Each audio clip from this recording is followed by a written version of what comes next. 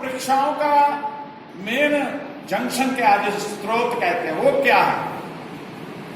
पहली जो परीक्षा होती है वो है सकारात्मक। ये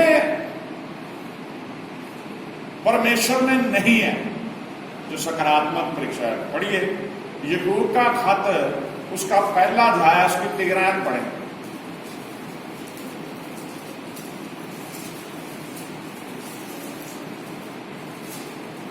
जब किसी की परीक्षा हो, हाँ, तो वह यह ना कहे, जब किसी की परीक्षा हो वह यह ना कहे, ध्यान से सुनिए, कि मेरी परीक्षा परमेश्वर की ओर से होती है। कई लोग बस सिर्फ एक ही ब्लेम लगाते हैं, परमेश्वर ने ऐसा कर दिया। किसी का जी चला जाता है ना, मरना तो सभी ने है, तो आप कभी भी देख लीजिए उसके रोने में, कुल्लाहट में वो कहेगा पर रब मेरे परिवार में से ये सदस्य को ले गया, परमेश्वर को रहम नहीं आया। हर बात पे ब्लेम परमेश्वर को दे देते हैं। दोबारा पढ़िए, ध्यान से सुनिए सभी। जब किसी की परीक्षा हो, जब किसी की परीक्षा हो तो वह ये ना कहे अपने मुंह से कि मेरी परीक्षा परमेश्वर की ओर से होती है। मेरी परीक्षा परमेश्वर की ओर से होती है, क्योंकि ना तो बुरी बातों से परमेश्वर की परीक्षा हो सकती है, ना ही बुरी बातों से परमेश्वर की परीक्षा हो सकती, परमेश्वर की भी, और ना वह किसी की परीक्षा आप करता है, ना ही वो किसी की परीक्षा आप करता है। बोलो हालेलुया, हालेलुया। अय्यूब की पुस्तक, अय्यूब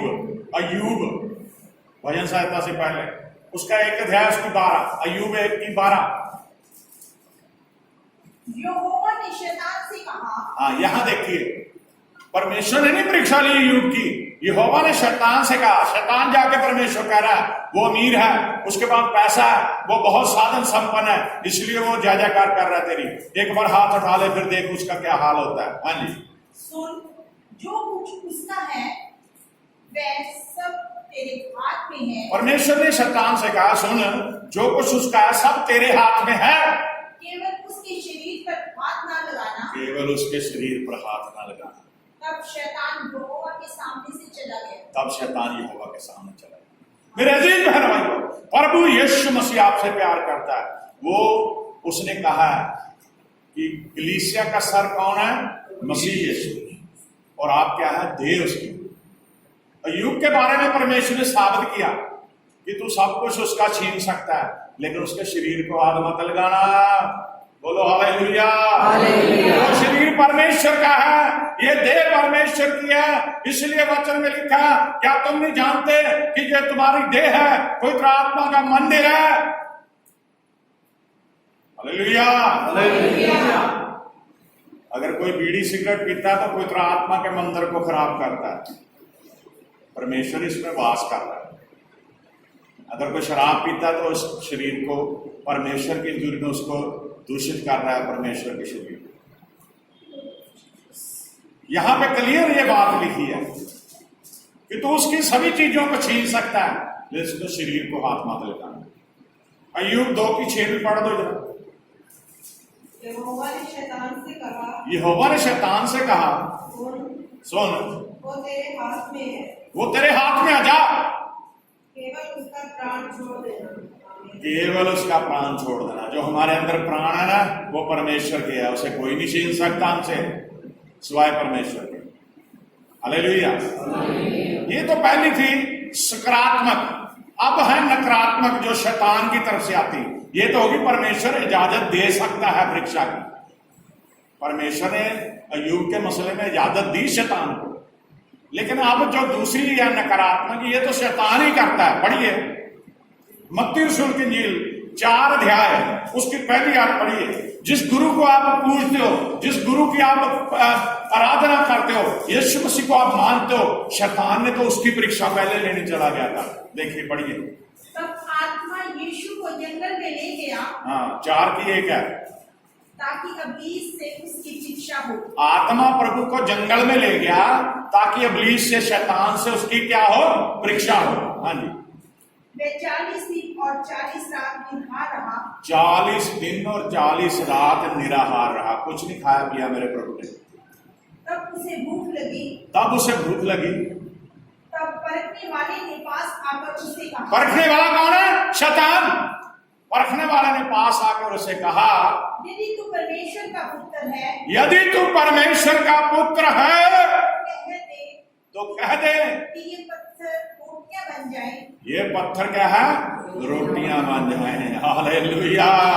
शैतान क्या परीक्षा लेने गया प्रभु की कि अगर तू परमेश्वर का पुत्र है तो कह दे ये रोटियां, पत्थर जो है रोटियां बन जाए। यीशु ने उत्तर दिया, लिखा है मनुष्य केवल रोटी ही से नहीं, यीशु मसीह परीक्षा में नहीं पड़े। यीशु मसीह ने कहा मनुष्य केवल रोटी से नहीं परंतु हर एक वचन से जो परमेश्वर के मुख से निकलता है, हर एक वचन से जो परमेश्वर के मुख से निकलता जीवित रहता है।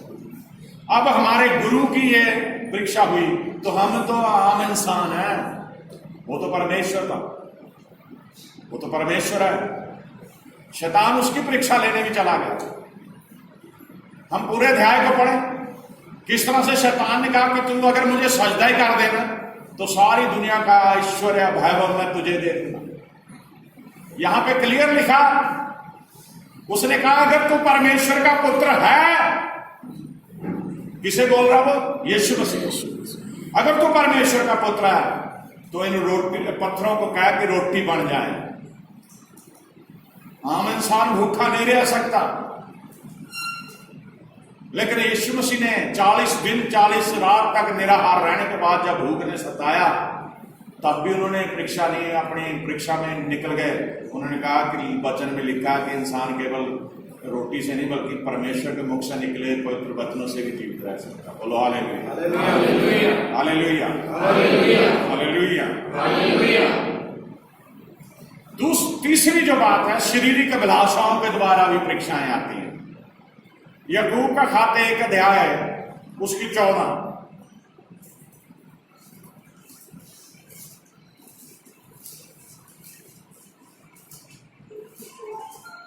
14। परंतु प्रत्येक व्यक्ति अपनी अभिलाषा, यहां पे क्लियर लिखा प्रभु के दास ने, परंतु प्रत्येक व्यक्ति अपनी ही अभिलाषा से खींचकर, जो इंसान दिल के अंदर उसके कोई भी बात उसके दिल में पनपती है, अभिलाषा कोई चाहना उसके दिल होती है, अपनी ही अभिलाषाओं में खींचकर और फंसकर परीक्षा में पड़ता है, और फंसकर परीक्षा में पड़ता है। आमीन। दिल में जब विचार दिमाग में आते हैं तो दिल ग्रहण कर लेता है। अगर वो काम आपने कर दिया, अगर वो गलत काम है तो आप परीक्षा में पड़ गए। जो दुनियावी पाप होता है, आंखें देखती हैं, दिमाग में विचार पनपते हैं और जो दिल अंदर है हमारा वो ग्रहण कर लेता है और शरीर के द्वारा पाप हो जाता है। बोलो हालेलुया, हालेलुया। मैंने शुरू में आपको बताया कि बुरे विचार आने जरूरी है, आते हैं सभी के, लेकिन उन बुरे विचारों को अपने दिल में नहीं जाने देना, उसे उसी समय यीशु के नाम से दूर कर देना। बोलो हालेलुया, हालेलुया। जैसे मैंने आपको समझाया था उदाहरण देके कि पक्षी आपके सिर के ऊपर से उड़ते हैं तो कोई नहीं, लेकिन अगर वो पक्षी कहे कि आपके सिर के ऊपर मैंने घोंसला बनाना तो आप नहीं बनाने देंगे। बुरे विचार आते हैं, आने दीजिए, लेकिन उन्हें आपने अपने प्रभु यीशु मसीह के नाम से दूर कर देना। बोलो हालेलुया, हालेलुया। हर परीक्षा में से आप निकल जाओगे। बोलो हालेलुया, हालेलुया।